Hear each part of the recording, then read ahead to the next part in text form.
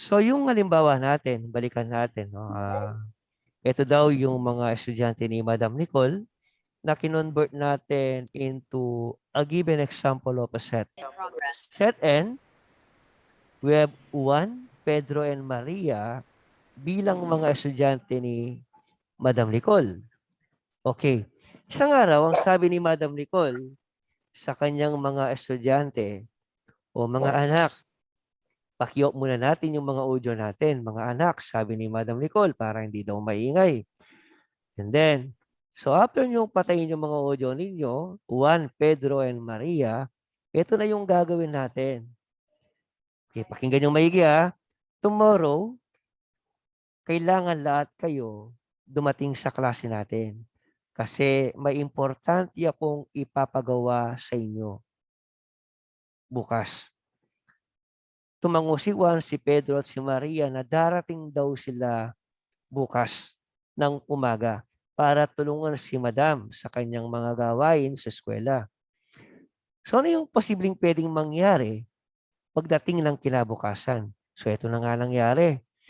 Dumating na yung bukas. Naghihintay si Ma'am Nicole sa kanyang mga estudyante.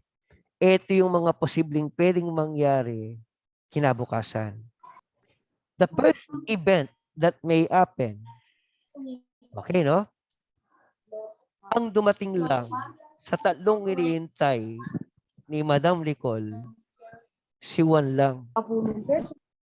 Pakiok muna natin yung mga audio natin, Mang Pedro and Aling Maria, para hindi nakakastorbo sa mga ibang learners. Okay? So yung kinabukasan na yun, isa lang yung dumating. Si Juan lang. Medyo nalungkot si Madam Nicole kung isa lang ang darating.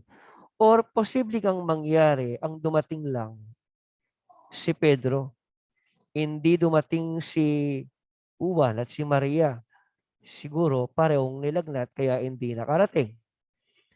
O kaya ang dumating lang, maaring si Maria lang. Siguro napuyat sa paglalaro ng ML si Juan at si Pedro kaya hindi dumating. Or possibly ang pwedeng mangyari ang dumating lang si Juan at si Pedro. Okay, guys ha? Or posibleng pwedeng mangyari ang dumating lang si Juan at si Maria. Okay? Posibleng pwedeng mangyari bukas sa kanyang mga inutusan ang dumating lang si Pedro at si Maria. Dalawa lang ang dumating. Isa pang pwedeng mangyari. Tatlo yung pinaparating niya. Siguro nangako siya na magbibigay siya ng malaking plus. Plus 2 points direct to final grade. Sino ba ng mga ayaw nun? So dumating lahat. Si Juan, si Pedro, at si Maria. Dumating lahat. Malaki yung plus na ibinibigay eh. So darating yung mga yan. O kaya, posibleng ang mangyari dahil naksungit si Madam kahapon, walang dumating ngayon ni isa. So that's why empty set. Kung bibilangin nyo lahat yan, 1, 2, 3, 4, 5, 6, 7, 8. There are 8 events that may happen a day after. Yan yung mga possible events that may occur sa tatlong estudyante na inutusan niya. And lahat ng mga to, mga anak, tawag dyan, mga subset. Mga subsets lahat yan ng given nating set. Lahat sila mga subset. Okay? So, ang ibig sabihin, para malaman naman natin ngayon kung gaano karami ang subset na may meron ng isang set, okay? Meron tayong formula. Number of subset can be calculated. Number of subsets can be calculated. Paano nako-compute? May formula tayo that is equal to 2 raised to n. N stands for the number of elements. In this situation, ang elements natin, 1, 2, 3. So equals to 2 raised to the third power. Ang ibig sabihin ng 2 raised to the third power, 2 times 2 times 2. Na kapag pinag-multiply natin lahat yan, meron tayong 8. Ibig sabihin, may 8 subsets. 1, 2, 3, 4, 5, 6, 7, 8. Binilang ko naman, 8 nga naman. Sakto. Halimbawa, ang element mo, 2 lang. Ilan ang subsets?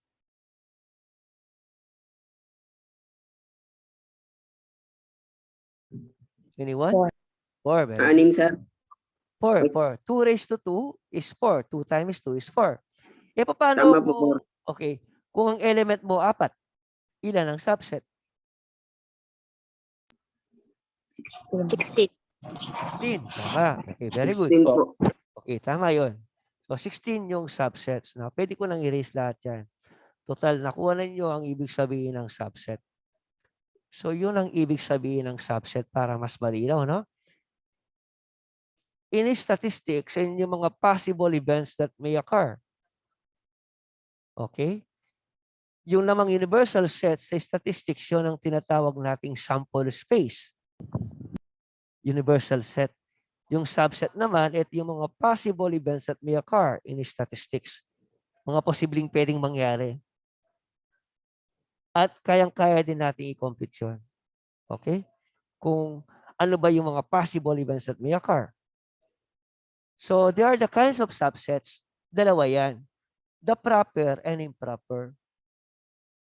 Yung proper subset, all subsets of any given set are proper subset, except the set itself and the empty set or null set. Except the given itself at saka yung null set or empty. Okay? Proper na lahat nun. And then improper, laging dalawa yan. The set itself and the empty set. Okay, let me give an example. Yung pinakita ko kanina, the number of subset can be calculated. Number of subset is equals to 2 to the n. Okay, so let's proceed. Halimbawa yan, set A, 1, 2, and 3. Pakita ko, no? Kung i-compute natin yan, number of subset, yan. Determine the number of subsets, determine the number of proper, improper, make a list of all the proper and improper. So, ito, no? Ako muna mako-compute, hindi ko muna ipapakita yung, ano, 2 to the n is equal to 2 cubed equal to 8 subsets.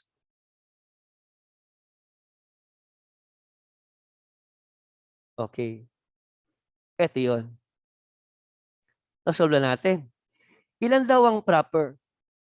Okay? Ilan daw ang improper? Sa improper, laging dalawa.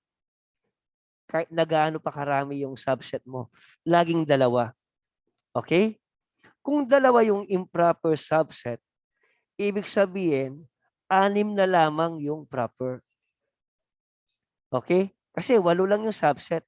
2 dyan, improper. Ang 6 naman dyan, proper. Kasi all in all, 8. Yung 2 dito, improper. And the rest are all proper. Nagagets ba ninyo? Nagagets ba ninyo?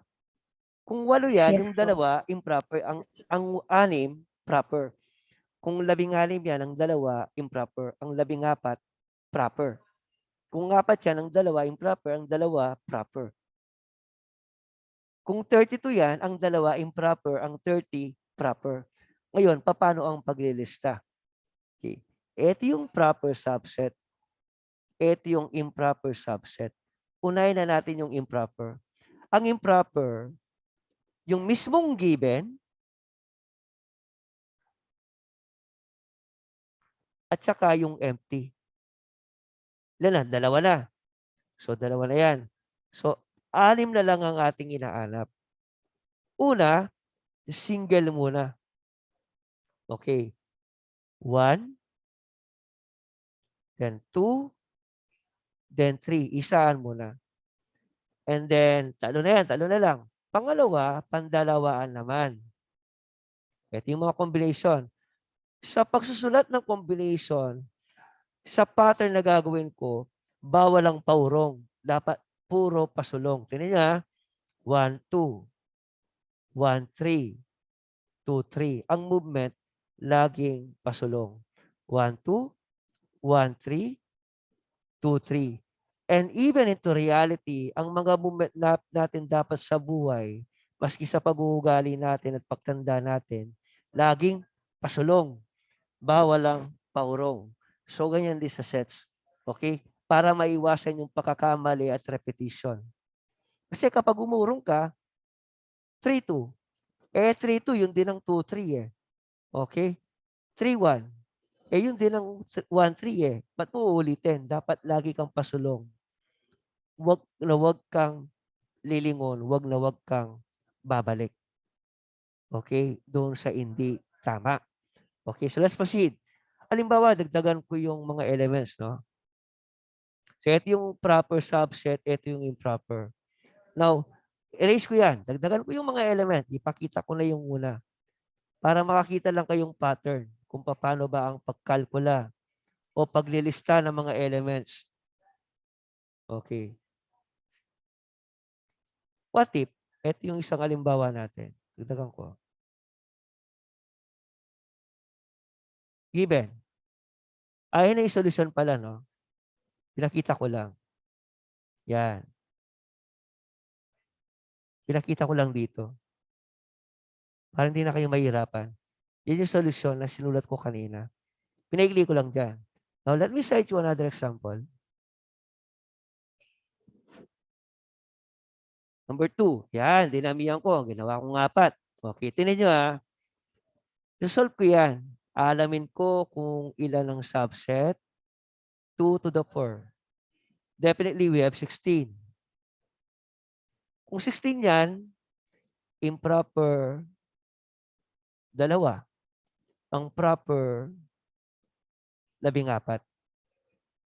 Ngayon, ililista ko lahat yan. Proper sa left, improper sa right. Sabi ko, laging may 2 improper. Ang given at saka yung empty. So, ito yung isang improper natin. And then, ito naman yung isa. So, 2 yan. So, ibig sabihin, may 14 pa tayong inaanap. Ililista natin. Ang paglilista ganito. Una, isaan mo na. 1, 2, 3, and then 4. So, tapos na yung by 1, punta tayo ng by 2. Ganito ang by 2. 1, 2, 1, 3, 1, 4. Sulat ko muna, no? May pattern yan. So, naubos na si 1. Lipat tayo ng 2 after. 1, 2, 1, 3, then 1, 4. So, pagkaubos ni 1, lipat tayo ng 2. Bawal ang paurong. 2, 3, 2, 4. Hindi ka pwedeng bumalik ng 2, 1. 2, 3, 2, 4. So, write 2, 3. And then, 2, 4. Yan. So, naubos na si 2. Lipat tayo ng 3. Okay. Lipat ako ng 3 ngayon. 3, 4. So, wala na. Wala nang by 2. Bawal kasi pabalik Pasulong lahat. Ilan na yan? 1, 2, 3, 4, 5, 6, 7, 8, 9, 10. 4 na lang. Ngayon naman, tatluan. Tingnan niyo kung paano kung isolve yung 3, no? 4 pa yan Una, by 3, no? 1, 2, 3. 1, 2, 4. 1, 3, 4. And then lastly, 2, 3, 4. Kumpleto. 1, 2, 3. 1, 2, 4. 1, 3, 4. And lastly, 2, 3, 4. Bakit ang advice ko puro pasulong? Para hindi mahirap maganap. At sigurado wala kang marirepeat na mistake. Hindi ka magkakamali. mahirap i-trace kapag pinagalo mo yung pasulong at paurong. Kaya sa process natin, kapag nag-solve kayo, naglista, huwag kayong aatras sa paglilista. Dapat laging pasulong. I repeat, sa process natin, sa paghanap ng mga proper subset, kaya nga proper, dapat laging pasulong. Hindi proper ang umurong. Sa totoong buhay, dapat laging pasulong, hindi paurong. Lalong-lalo na sa behavior at pag-uugali, dahil tumatanda na tayo, di na tayo mga bata, dapat ang pag-uugali natin at ang behavior natin, laging pasulong. So, ganyan din sa sets. O ba natin? Malinaw ba? Klaro ba ang diskusyon natin? Opo. Oo, okay, very good. Yes. So, let's proceed. So, yan yun. Ito ngayon yung mga solusyon. Okay. Sa next page siya. Yan. Yung mga nilista ko kanina, ayan sila. Mas mainam kasi na nakikita nyo sinusulat ko kaysa sa nakalista lang ng ganyan eh. Mahirap intindihin kapag nabasa mo lang. Dapat may movement. Okay, I think now you understand it. Ngayon, ito yung pinakamagandang topic sa lahat ng part ng sets operations. Operations on sets. Okay?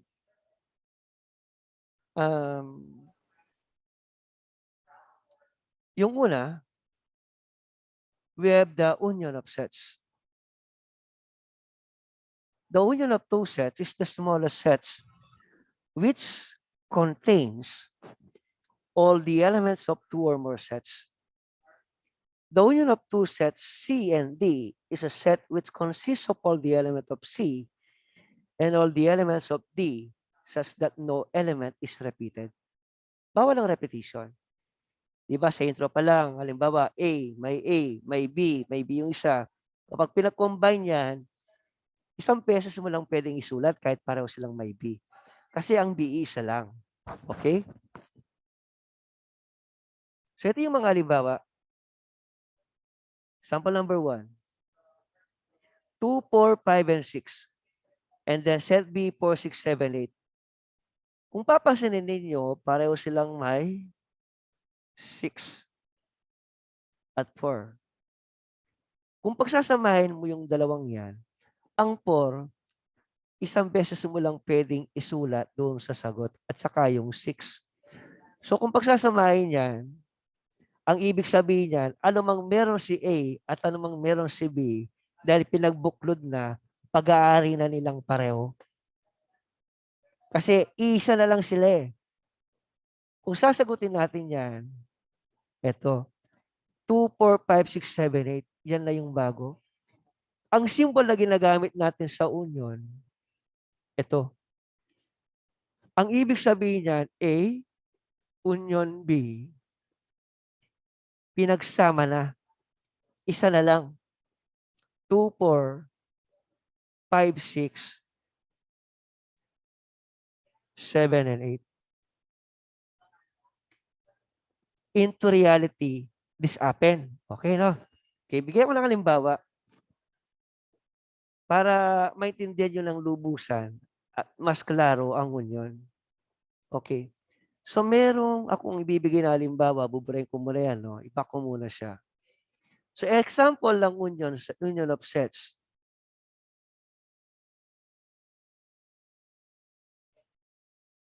Okay. Si Jose o J at si Petra o P. Si Jose, may mga elements yan. Okay? May, paggalawin ko na, car. May kotse. House.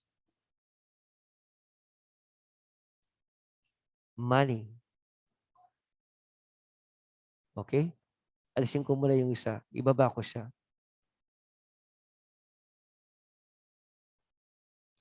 But is bad.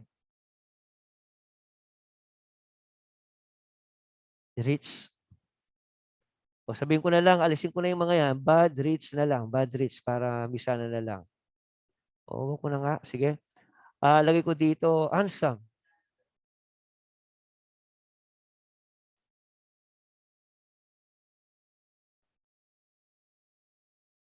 Okay. Lazy.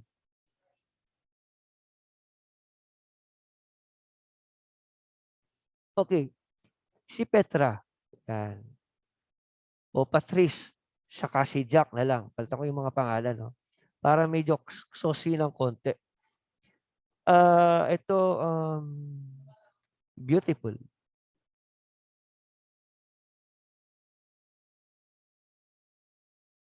Kind. Intelligence. Ito na mayroon. Kapan Okay. nandun? Then, money. Okay. Yan yung may gito, class. Okay. Listen.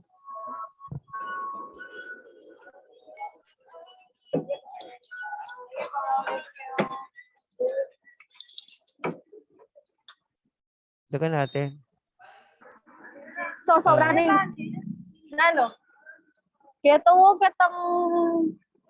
Sila katang gilid mo kanya, no? Kaya kabilang gilid mo kanya. Intelligence, money. O, sorry ta mo mag-lumipat. Kata pedestrian. Ay, sakit to. Natigil pa mute po. Ay.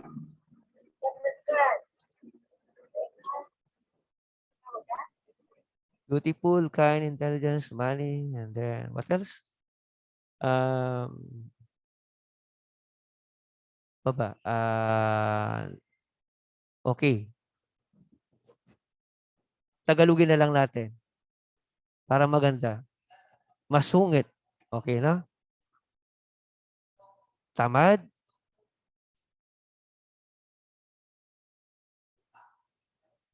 Masungit.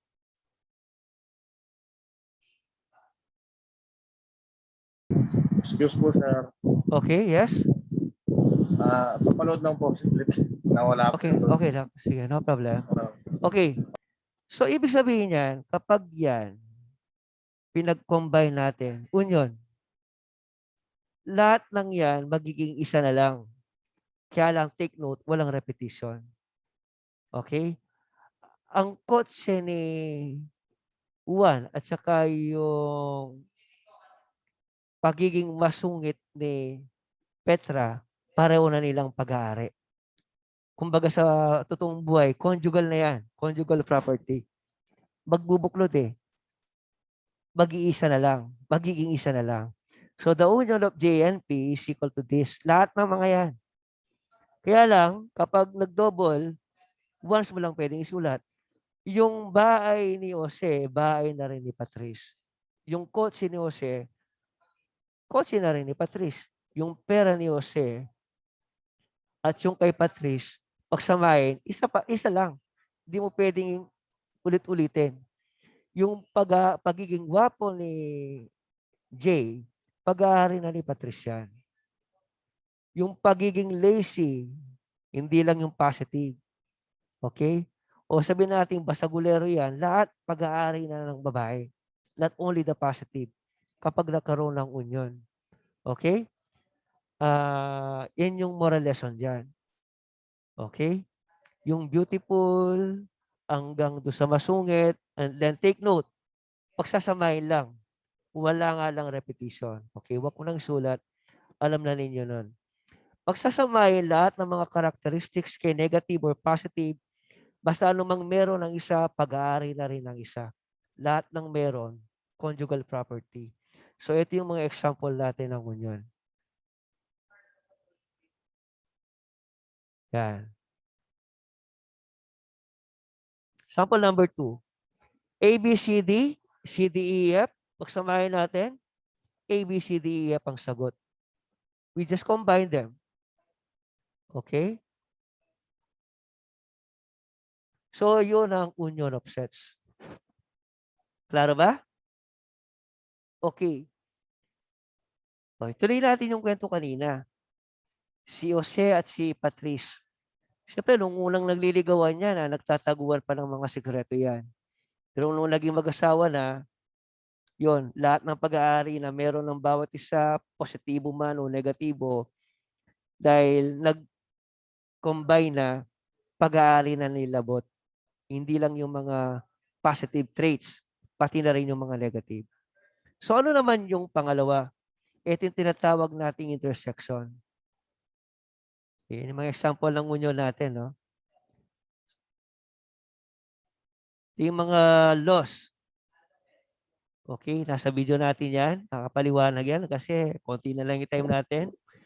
Importante, may paliwanag ko lang yung 4 na operations ng set. Kapag mag-asawa na at nagsasama na ang dalawang couple, ang dalawang mag-asawa, doon magkakaalaman na kung ano yung mga compatibilities nila. Yon ang intersection. Ano yung pareho silang meron. Okay, yung kanina, lahat ng meron sila, i-combine, mag-unite.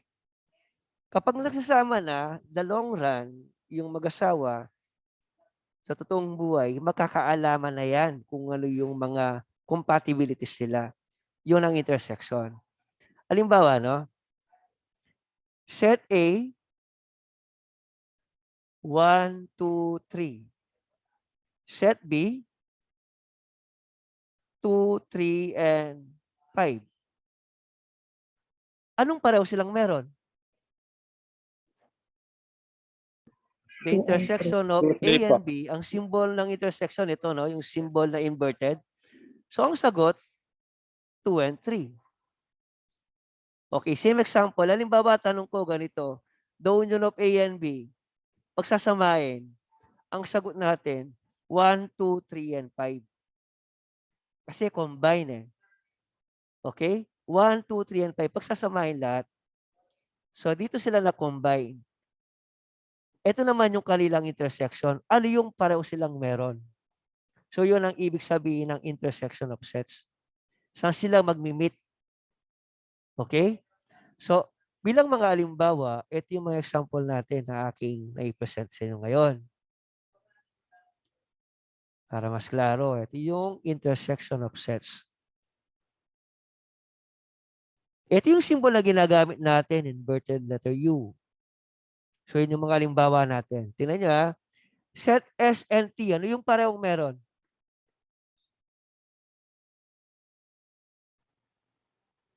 Three and five, sir. Okay, 3 and 5. 3 and 5, sir. So, yun yung intersection natin, 3 and 5. Sample number 2. Okay, Bonton, Jim Roy. Ano yung parehong meron? 3, 4, 5. 3, 4, and 5. So, kung susulat ko ang sagot dyan, ganito. The intersection of A and B, ito A, intersection B, equal 3, 4, 5. So, ito yung ating sagot. Ibig sabihin, dyan sila compatible. Yan ang pareho nilang meron. Kasi magkakaalaman lang ng compatibilities yung dalawang mag-asawa kapag na-experience na nilang magsama ng matagal na panahon sa isa't isa. That's reality. And then, hindi lang naman compatibilities ang makikita ninyo. Di ba kanina, union? Second operation is intersection. Okay? Magkakaalaman na rin ng mga sikreto. Later on, ito yung mga alimbawa natin at mga laws pa sa intersection of sets. Okay, anyway, magdi-discuss pa tayo dyan. Di pa naman tayo patapos. Marami pa tayong mga tatalakayin about sets. Magkakaroon pa tayo ng mga exercises. I think next session, magkakaroon tayo ng mga graded recitation. Okay, difference of sets. Okay. Kanina, pinagbuklod. Ano mang meron ng isa, pag-aari na rin ng isang set. Pinagsama. Nung nasasama na, nakakaalaman na ng mga compatibilities. And hindi lang yung mga compatibilities ang nalalaman sa isa't isa, pati yung mga diferensya nila sa isa't isa. Okay, allow me to give you example of difference of set para direct to the point. Set A, kunwari. Look at this. 1, 2, 3, 4, and 5. Set B. Say 1, 3, and 4. 7, and 8.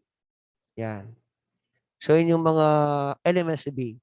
Now, if I will say A minus B, ang ibig sabihin ng A minus B, anong meron ang A na wala ang B?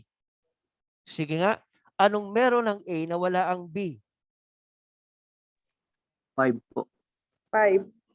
5. 5 lang? 2. 2 and 2, 5. 2 and 5. So, yan ang meron si A na wala ang set B. Pero kapag binaligtad ko yung tanong, B minus A, makaiba ng sagot yan.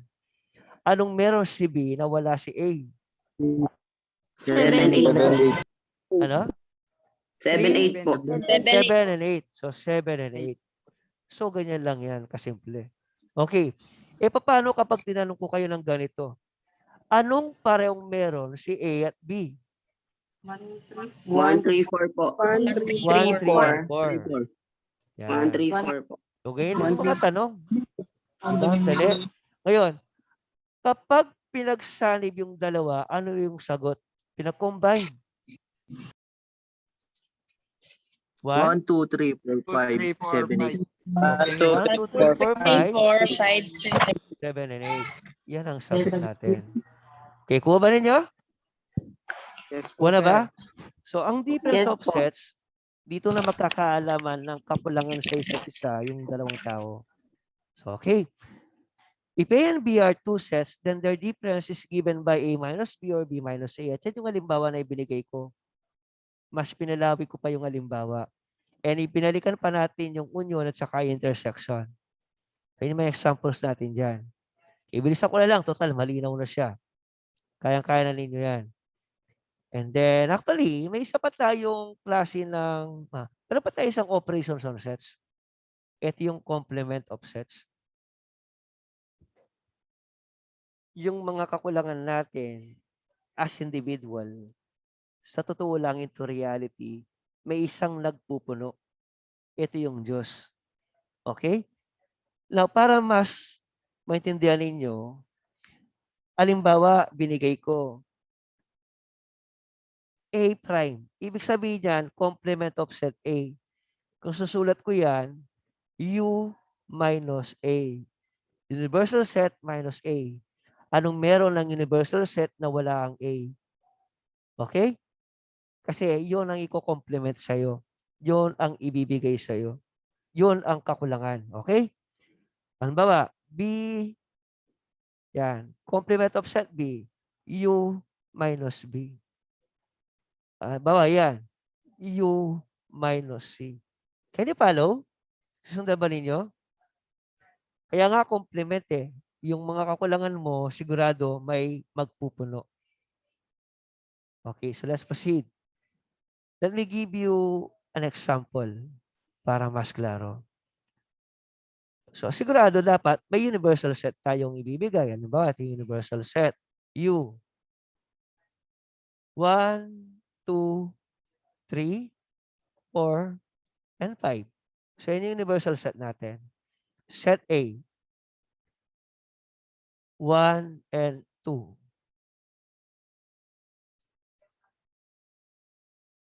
Are you still with me, mga anak? 1 and 2.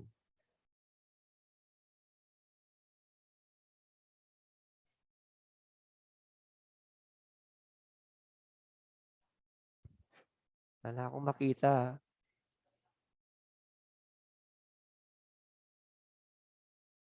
Okay, 1 and 2 yung B, no? B, set B.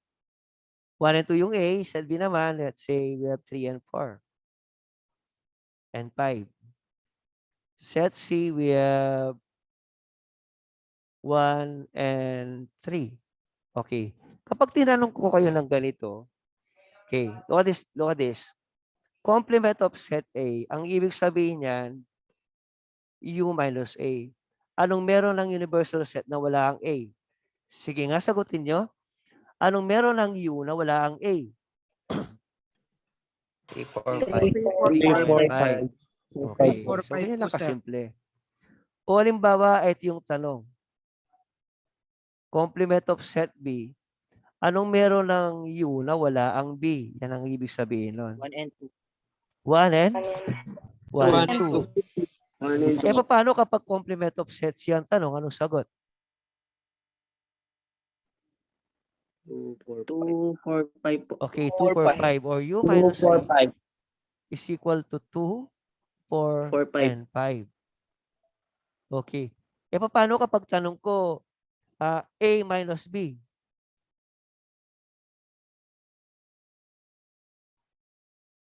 Anong meron ng A na wala ang B? 1 and 2. 1 and 2 pa rin. Anong meron ng B na wala ang A? 2, 4, 3, 4, 5 pa rin. O, di ba? Ganyan lang yung mga tanong. O, another question. Anong meron ng A na wala ang C? 2. Anong meron ng C na wala ang A? 3. 3. Okay. Anong parehong meron? Ito yun. Ito na. Complement of A and intersection of A and B. Anong parehong meron? Ang A at B. Wala. So, ang sagot, empty. Empty set.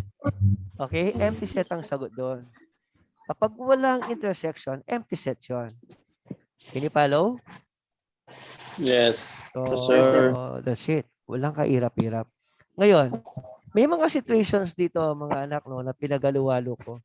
Actually, hindi ko pa ibinigay dito eh. Nasa module ninyo yung mga iba doon. Pero hindi ko muna kayo papaguri ngayong linggo na to. Pag-aralin nyo muna yung mga videos natin. Panoorin ninyo and then aralin ninyo ng buong yung sets. Next week, magkakaroon tayo ng activity. Magsasolve tayo. Okay? Regarding about operations on sets, yung halo-halo, yung mga operations gagamitin natin. Question so far? Yan yung mga ano natin, important notes. So sa Venn diagram na i-discuss ko kanina, tandaan niyo, Venn diagram is composing of a rectangle and circles. Yung rectangle, ito yung ating sample space. Yung kabuuan. And then sa loob ng rectangle, napapaloob dito yung mga circles or ovals. They actually represent subsets. Yung rectangle, ito yung tinatawag nating universal set. So yun yung ating mga illustrations. Okay, thank you and God bless. Stop recording ko muna, no?